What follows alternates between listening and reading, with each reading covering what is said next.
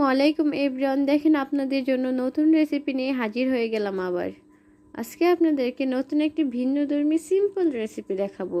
এটা সিম্পল হলেও খেতে অসাধারণ।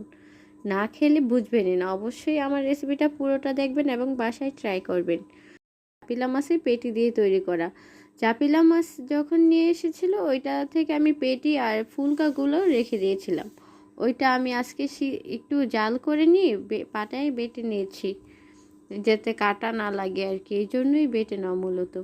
তো তারপর আমি প্রথমে কড়াইতে তেল দিয়ে এতে কিছু পেঁয়াজ কুচি দিয়ে দিলাম। এদিক দিয়ে পেঁয়াজটা ভাজা হয়ে যাক আর বাকি উপকরণগুলো আমি এখনই রেডি করে নিচ্ছি।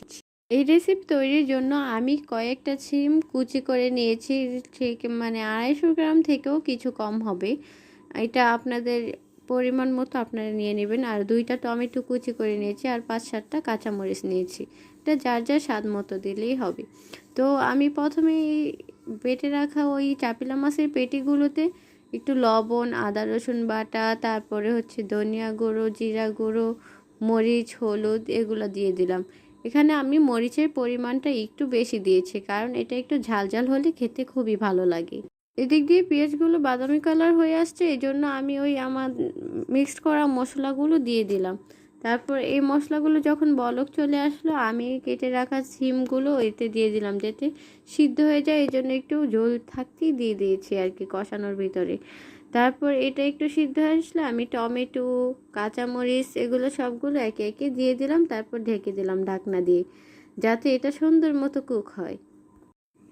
এই সবজিগুলো কষানো হয়ে আসলে আমি এতে অ্যাড করে দিলাম একটু পানি। এই পানিটা দিয়েছি কারণ এই পানিটা দিলে সিমটা সুন্দর মতো কুক হবে আর একটু জুসি ভাব চলে আসবে। এই জন্য আমি একটু ঝোল দিয়ে আবার ঢেকে রেখেছিলাম।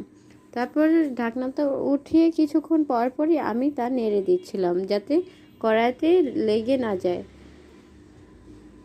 কিছুক্ষণ এইভাবেই ঢাকনা দিয়ে ঢেকে আবার একটু নেড়ে দিয়ে আমি এটাকে রান্না করতে থাকবো।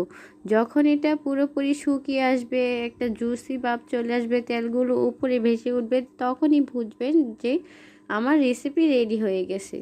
এই রেসিপিটা এত মজা হয় যে মানে একবার যে খাবে বারবার খেতে চাই। বাসায় ট্রাই না করলে আপনারা বুঝবেনই না এটা যে এত মজা হয়। অবশ্যই আপনাদের কাছে রিকোয়েস্ট রইল, বাসায় একবার হলেও ট্রাই করে দেখবেন। আর কেমন হয়েছে অবশ্যই আমার কমেন্ট বক্সে জানিয়ে যাবেন।